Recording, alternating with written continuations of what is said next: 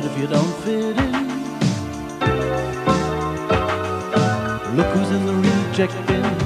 It's the Raggy Dolls. Raggy Dolls. Raggy Dolls. Raggy Dolls. Dolls like you and me.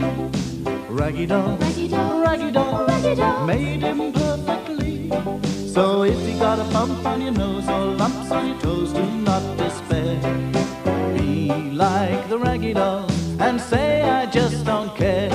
'Cause Raggy Dolls, Raggy Dolls, Raggy Dolls, Raggy Dolls are happy just to be Raggy Dolls, Raggy Dolls, dolls like you and me.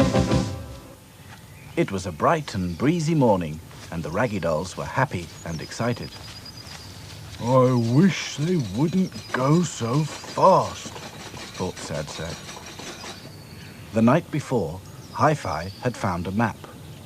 It showed the factory, and the big field, and the dark wood. Ooh, I wonder what lives in there, said Lucy, thinking of monsters. She began to tremble. Back to Front suggested that there was only one way to find out, and Hi-Fi agreed.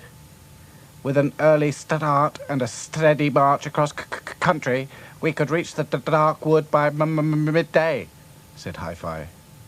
Super, said Dotty. A nature ramble. What is a ramble? Asked Claude. A kind of expedition, explained Dotty. Ever such fun. We'll need some equipment, said Back to Front. Compass, binoculars, first aid. And we could take a picnic, said Princess. Ooh, can we have cream buns? Asked Lucy. The thought of cream buns did something funny to Sad Sack's brain. He suddenly offered to carry everything. When are we going to have that picnic? Thought Sad Sack. The Raggy Dolls marched on and on and on. The toy factory and the big field were soon left far behind. So was Sad Sack, but no one noticed. At last, they came to a stile. Hi-Fi held up his hand and studied his map. That's the dark wood, he said, pointing ahead.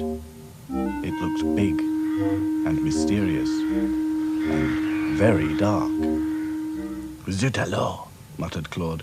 I hope there are no wolves in this dark wood. Lucy began to tremble. There's nothing to worry about, said Dotty firmly. Come on, everyone! But inside the wood, even Dotty looked nervous. Everywhere was silent and still. Not a leaf stirred. There wasn't a breath of wind. And the air smelt of mushrooms and toadstools. Suddenly, whoa! The Raggy Dolls jumped with fright. That sounded like Sad Sack, whispered Lucy. Help! It is Sad Sack, cried Claude. A wolf has eaten him. Oh dear, wailed Lucy. Raggy Dolls to the rescue, shouted Hi-Fi, and they all set off through the trees. I thought you'd never come, said Sad Sack, when at last the Raggy Dolls found him. They could see that something nasty had happened. Sad Sack was stuck in a trap. Its huge metal teeth had snapped shut, holding him fast so that he could hardly move. It's a good job you were carrying that rucksack, said Dotty, and the picnic hamper. Too right, agreed Back to Front. You might have been cut in half. Hi-Fi and Back to Front forced the trap open. It was the cruel kind of trap that farmers aren't allowed to use anymore. Lucy, Princess, and Dotty made a great fuss of Sad Sack, who lay on his back, breathing heavily. A bun might make me feel better, he moaned. A cream bun. Or perhaps two. But at that moment, another trap went off, and far away amongst the trees, the Raggy Dolls heard another cry. Help! Help! Raggy Dolls to the rescue! This time, the victim was a squirrel.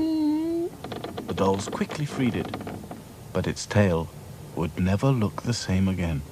"Watch out! There may be more traps," warned Dotty. And there were. Lots of them.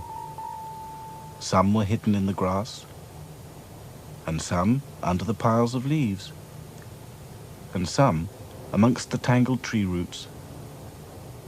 It didn't take long for the Raggy Dolls to uncover them. Back to Front took out his toolkit and made them all safe. "Who could have put those dangerous traps in this wood?" exclaimed Dotty. "Mama, maybe it's a poacher." "What is a poacher?" asked Claude. Dotty explained that poachers are people who go hunting and fishing without permission on other people's property. Don't look now, but we're being watched," warned Sadsack. Sure enough, lots of eyes were staring at them from the darkness under the trees. "Whoever you are, come out at once," said Princess bravely. In no time, the Raggy Dolls were surrounded by all sorts of woodland creatures. Several of them looked the worse for wear, injured by traps. An old rabbit popped up out of his burrow. "It's no longer safe here," he said. The dolls listened with horror as he told them about all the creatures who'd been caught in traps in the dark wood. A hedgehog, a fox, and 5 field mice who'd been left hanging by their tails. "It's time for us to leave," said the old rabbit sadly. "Leave?" cried Princess. "Stuff and nonsense! If anyone's leaving this wood, it must be that cruel poacher." "Good thinking," agreed Dotty. "But first we must find him."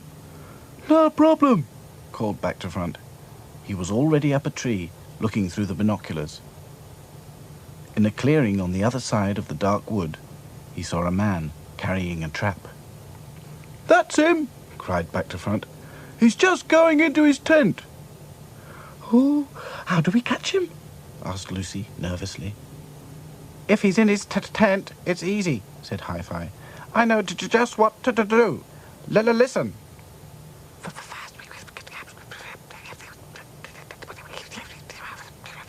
By the time the Raggy Dolls reached the tent, the poacher was fast asleep.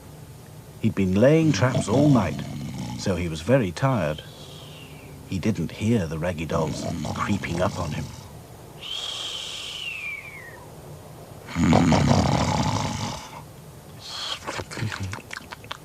"Action stations," whispered Hi-Fi.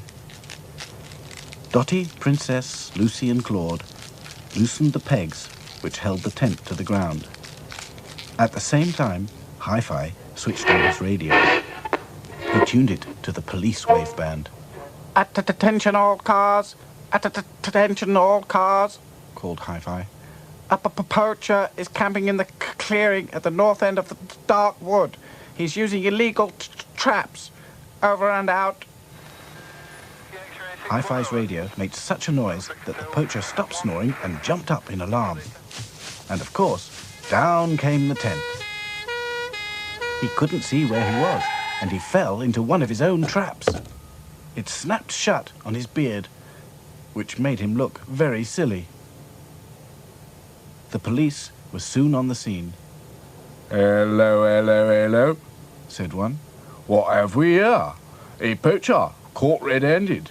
You better come along with us, chummy." The other policeman clamped some handcuffs on his wrists. "Well, let's trap the trapper," said Back to Front, "and I don't feel a bit sorry for him." The Raggy Dolls watched as the police car drove away. "Well done, chaps," said Dotty. "Especially Hi-Fi." "Oh, yes," agreed Princess. "Hi-Fi has been absolutely super." "3 cheers for Hi-Fi," said Lucy. "Hip hip, hooray! Hip hip, hooray! Hip hip, hooray!" Meanwhile, Sadsack was busy unpacking the picnic hamper. He began eating cream buns. First 1, then 2, and then 3, for luck. Raggy Dolls, Raggy Dolls, are happy just to be Raggy Dolls, raggy dolls, dolls like you and me. Early mornings were always a busy time for Mr. Grimes. He'd already unlocked the doors, turned off the burglar alarm, switched on the machinery, checked the boiler, inspected the stores, and now he was opening the post. Bills, bills, bills, he grumbled. And more bills. Just then, there was a loud knock, and a head popped round the door. What can I do for you? Snapped Mr. Grimes. The stranger reached in his pocket and pulled out a card. Mr. Grimes squinted at it through his glasses. It said, C.C.T. My name's Martin, said the man. Toby Martin. I'm the Chief Collecting Officer for Children's Charity Toys. C.C.T.? C.C.T. Never heard of it, said Mr. Grimes, unhelpfully. We collect broken and unwanted toys, explained the man. We repair them and deliver them as good as new to children's homes and hospitals throughout the country. All right, interrupted Mr. Grimes. You can have everything that's in the reject bin for your charity. And good riddance. Thanks ever so, said the man. Very generous, I'm sure. In no time at all, the Raggy Dolls were thrown into the back of a van and driven off. It was a dark and bumpy ride. Oh dear, whatever is going to become of us? Worried Lucy. Back up, everyone. This is an adventure, said Dotty. Yeah, Said Back to Front. I wonder where we're going. The van drove through a gate and entered a field. I can hear music. Crackled Hi-Fi. How exciting. Cried Princess. It sounds like a fun fair. Fun fair? Fun for who? Said Sad Sack. Not us, I bet. Toby Martin parked his van outside a large square tent and went inside. The Raggy Dolls could hear the sound of hammering. Then it stopped. Watch out, he's coming back, warned Back to Front. Toby Martin gathered up all the dolls as if they were dirty washing. He was so rough, Lucy got all tangled up. She began to tremble. Don't worry, whispered Back to Front. we'll soon straighten you out, no problem. Inside the tent, there was a coconut shy, and above it, a rope with hooks dangling down, one hook above each coconut. Toby Martin attached the dolls by their clothes to each hook. Then he went outside and shouted, Roll up, win a prize doll. I've got a lovely bunch of coconuts, 10 pence a throw. A crowd soon gathered. Some charity, Sniffed Dotty. All morning, people paid to have a throw at the coconuts, and soon Toby Martin had collected a pile of money. Hour after hour, balls whizzed through the air. Sometimes they hit the coconuts, and sometimes they hit the Raggy Dolls. Ooh, I knew it. Fun fairs. They're neither fun nor fair, thought Sad Sack. Oh! The strange thing was that no matter how hard people hit the coconuts, they never fell off their perches. At 12 o'clock, Toby Martin collected his takings and went to have some lunch. Quick, now's our chance, cried Dotty. We must try and escape. Oh, yes, agreed Princess. But how? First, we must free ourselves from these hooks, said Hi-Fi. But it was easier said than done. I can't even see my hook, said Sad Sack. I suppose it's to do with not having much of a neck. But at that moment, Back to Front, who could see his hook easily, managed to free himself. No problem, he cried, as he landed on the coconut below. But then he became suspicious. Hello, he thought. Why doesn't this coconut wobble? Back to Front took a closer look. Aha, I get the picture, he said at last. So that's what all the hammering was about. What do you mean? demanded Claude, impatient to get down. Back to Front explained. He's knocked nails into all the coconuts to stop them falling off. I knew it, said Dotty. We are in the hands of a swindler. Mr. Toby Martin is nothing but a rotter, and it's our duty to expose his evil ways. Oh, yes, I quite agree, agreed Princess. But how? Meanwhile, Back to Front had been busy. He'd found Toby Martin's box of tools, and now he was pulling out the nail in the coconut under Lucy. Well done, Back to Front, said Dotty. Now do all the others. But it was too late. Toby Martin was outside the tent again. Roll up, win a prize doll. I've got a lovely bunch of coconuts, 10 pence a throw. Just in time, as Toby Martin let the new crowd in, Back to Front hid himself. Fortunately, Toby Martin was so busy looking after his customers that he never noticed one of the Raggy Dolls was missing. Once again, balls whizzed through the air. But this time, one of them hit Lucy's coconut and knocked it clean off its perch. Hooray! I've won a prize! Cried the man who had thrown the ball. Toby Martin was amazed. The last thing he expected to see was one of the coconuts on the ground. He thought quickly. No, you haven't won. You've got to knock it off 3 times. The man was in no mood to be trifled with. Give me my prize! He demanded. Someone in the crowd shouted, Look, there's a nail! The people soon put 2 and 2 together and realized that all the coconuts were nailed to their shies. Give us our money back! They cried. Thief! Swindler! They were absolutely furious. They shouted so loudly that the boss of the fun fair heard them from the other end of the field and came to see what was happening. When he saw the nail and the coconut on the ground, the pile of money and the angry crowd, he soon kicked Toby Martin out. Don't you ever come back, he called after him. This is a respectable place, not for the likes of you. Toby Martin hid behind his van as all the coconuts came flying out of the tent, closely followed by the Raggy Dolls. Now move, skedaddle, beat it, shouted the boss. Or else. And while the crowd jeered and booed, the Raggy Dolls made good their escape.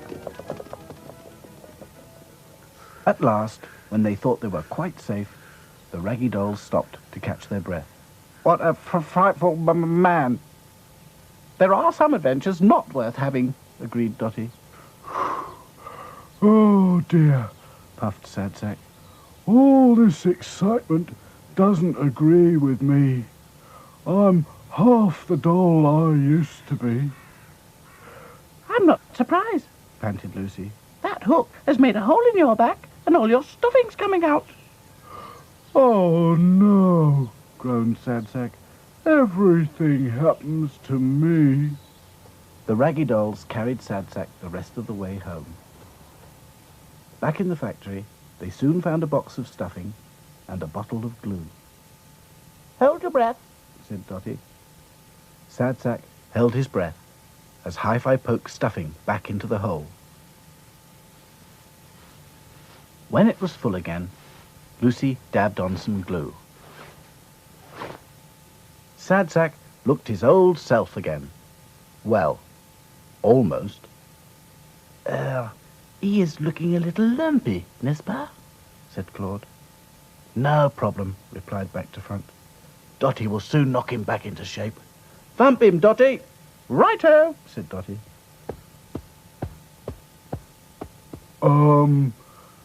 Thanks, Dotty, said Sad Sack. But that's enough for now.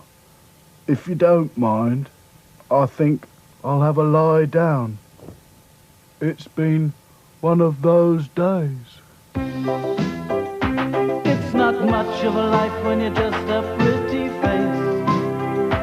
Just to be whoever you are is no disgrace. Look around and you will find people of every kind, like the Raggy Doll, Raggy Doll, Raggy Doll, Raggy Doll, dolls like you and me. Raggy Doll, Raggy Doll, Raggy Doll, Raggy Doll. made him perfectly. So if you're not at ease with your knobbly knees and your fingers are all fuzz, stand on your two left feet and join our Raggy Doll chums. 'Cause Raggy Doll, Raggy Doll, Raggy Doll, Raggy Doll. are happy just to be Raggy Dolls, Raggy Dolls, dolls like you and me.